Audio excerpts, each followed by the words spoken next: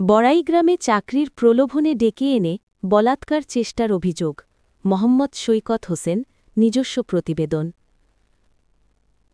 নাটোরের বড়াই গ্রামে চাকরির প্রলোভনে ডেকে এনে এক যুবককে মারধর ও বলাৎকারের চেষ্টার অভিযোগ উঠেছে। বৃহস্পতিবার ২ অক্টোবর রাতে উপজেলার মাঝগাঁও ইউনিয়নের তিরাইল এলাকায় এই ঘটনা ঘটে। অভিযুক্ত ব্যক্তির নাম মুজিবর রহমান। তিনি পাবনা জেলার ভাঙ্গুড়া উপজেলার ষোলকুপা গ্রামে আজগর আলীর ছেলে। বর্তমানে তিনি দীর্ঘদিন ধরে বড়াই গ্রামের তিরাইল গুচ্চ গ্রামে বসবাস করে আসছেন। ভিকটিম জানান, বৃহস্পতিবার সন্ধ্যায় ঈশ্বরদী রেলস্টেশনে তার সঙ্গে অভিযুক্ত মুজিবরের পরিচয় হয়। পরে চাকরির প্রলোভন দেখিয়ে তাকে বড়াই গ্রামের নিজ বাড়িতে ডেকে নেন মুজিবর। সেখানে নিয়ে গিয়ে মারধর করে বলাৎকারের চেষ্টা চালানো হয়।